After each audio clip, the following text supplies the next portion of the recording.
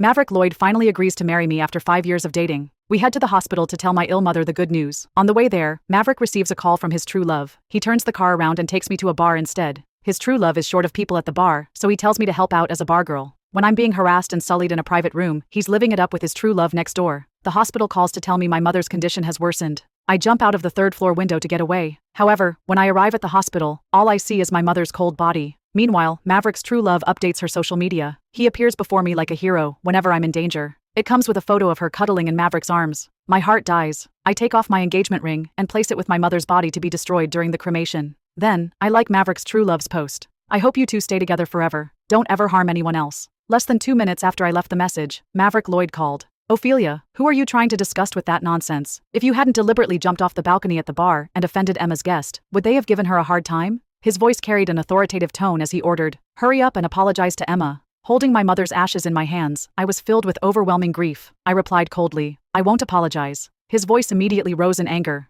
"Ophelia, if you don't apologize, then forget about our wedding." I nodded in agreement. "Then let's call off the wedding." Silence fell on the other end of the line. He couldn't believe I had actually agreed to call off the wedding. Then Emma Clayton's soft, delicate voice came through the phone. "Maverick, Ophelia must be saying that on purpose because she wants you to coax her. I'm fine now, go find her." His voice turned cold. "Ophelia, that whole playing hard to get act won't work on me. Don't come crying to me later." I had no interest in listening to his nonsense, so I hung up directly. Days passed, and he never called again. He was waiting for me to cave and apologize, but this time, he was in for disappointment. I had put up with him for so long because of my mother, Layla Watson. Mom had been terminally ill. Before she'd passed, she'd wanted to see me married. She'd wanted to rest assured that I had someone to rely on in the future. Only then could she rest in peace. But now, she was gone, and I hadn't even gotten to see her one last time. Thinking about how she'd died with her eyes still open, unable to rest, I felt an unbearable pain weighing on my heart. Just then, I heard the sound of movements from the entryway. Maverick pushed the door open and walked in with a small cake in his hands before offering it to me. "This is your favorite, strawberry cake." I glanced at it. What was once a beautifully decorated cake was now covered in uneven spoon marks. Just half an hour ago, Emma had posted a picture of her enjoying a perfectly untouched strawberry cake on her social media. I withdrew my gaze and said coldly, "Get out. You're not welcome here." His face darkened instantly. "Ophelia, how long are you planning to keep this up? It was my oversight to have you work as a bar girl at Emma's bar, but that doesn't mean you should have jumped off the balcony just to ruin her business.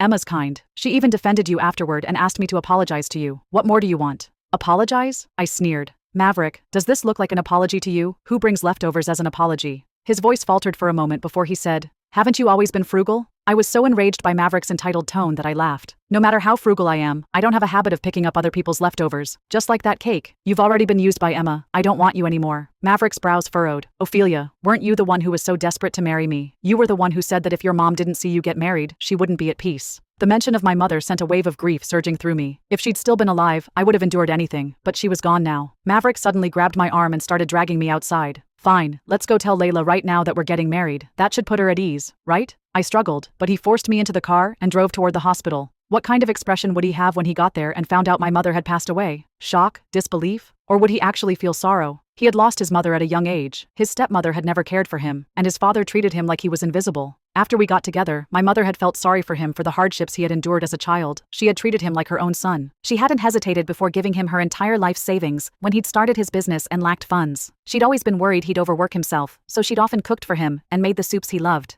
Because of this, he had always respected and cared for my mother. I'd once thought we could live a simple and happy life like that forever, but everything had changed after Emma returned from abroad. Even when my mother was seriously ill, the number of times Maverick had visited her in the hospital could be counted on one hand. Halfway through the drive, the distinct ringtone belonging to Emma rang out once again. Maverick immediately answered, his voice softening without him realizing it. "Emma, what's wrong?" "What? Stay where you are. I'll be right there." He slammed on the brakes so suddenly that I lurched forward, my forehead smacking against the dashboard, sending a searing pain through my head. Before I could even react, he unbuckled my seatbelt and shoved me out of the passenger seat. "Emma got into a car accident. I need to go to her right now." I grabbed onto the car door and stared at him. "Maverick, how long has it been since you last visited my mom?" A flicker of guilt flashed across his face, but he quickly masked it with anger. "Emma just got into an accident, and all you can think about is competing with her. Layla would never be as cold-blooded as you. She would understand." I roared. "No, she wouldn't, because she's already—" Before I could finish, he pried my fingers off the door and sped away, leaving me standing there, stunned. Not long after, Emma updated her social media. "Injured my hand in a car accident. Luckily, he was the first one to rush to my side." In the video, there was only a tiny scrape on the back of her hand. It was barely even a scratch, and there wasn't even a single drop of blood.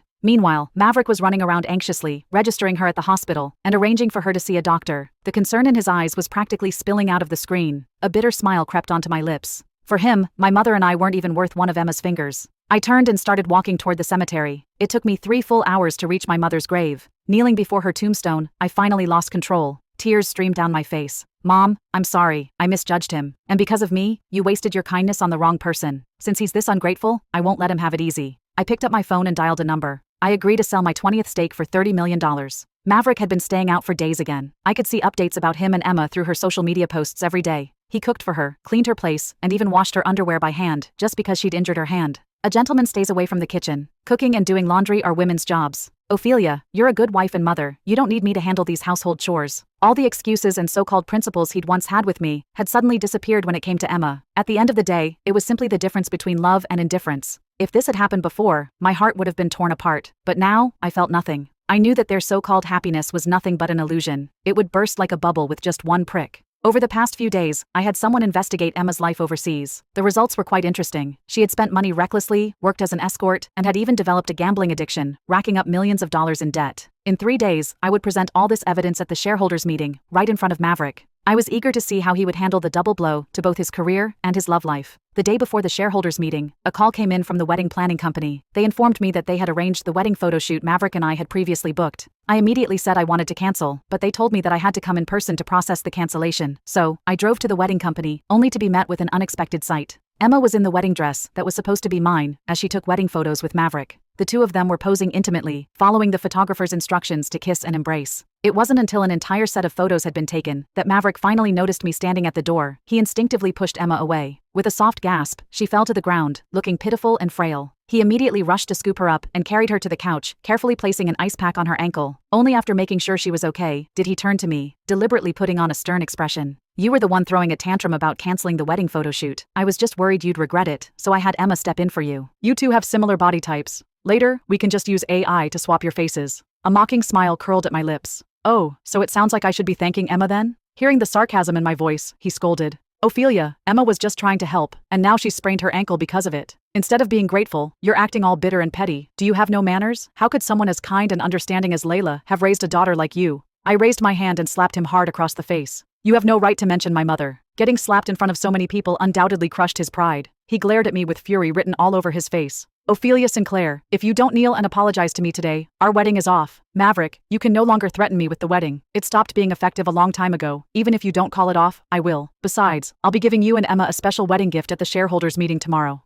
As I turned and walked away, his brows knitted tightly together. He knew how much I'd wanted this wedding for my mother's sake. Seeing that I didn't care anymore made him panic. He immediately reached for his phone to call his assistant, but before he could dial, a soft, delicate hand touched his cheek. Emma looked up at him, her eyes filled with concern. How could she hit you so hard? Maverick, Ophelia is nothing but a shrew. She doesn't deserve you. My phone buzzed repeatedly. It was a series of intimate photos of Maverick and Emma. I didn't feel anything as I looked at them. Instead, I took screenshots and saved them calmly. At 9 a.m. the next morning, I arrived at the company for the shareholders' meeting, only to see that Emma was also sitting among the shareholders. She smirked at me, looking smug. It turned out Maverick had transferred 5% of his 30% stake to her. I glanced at her indifferently. The higher she climbed, the harder she would fall. Once everyone had arrived, I took out a stock transfer agreement. I've sold all my shares to Mr. Stanton. From today onward, he is the company's largest shareholder. Mitchell Stanton was a well-known, rich heir in this city. Last year, he had shown interest in acquiring our company, but Maverick had rejected his offer. So, he had started buying up scattered shares, and then set his sights on me, the second largest shareholder. Back then, I had been engaged to Maverick, so of course I had turned him down. But now, I couldn't wait to sever all ties with Maverick. Maverick slammed his hand on the table. I don't agree to this. I smiled faintly. Your agreement isn't required. They were my shares, and I had the right to do whatever I wanted with them.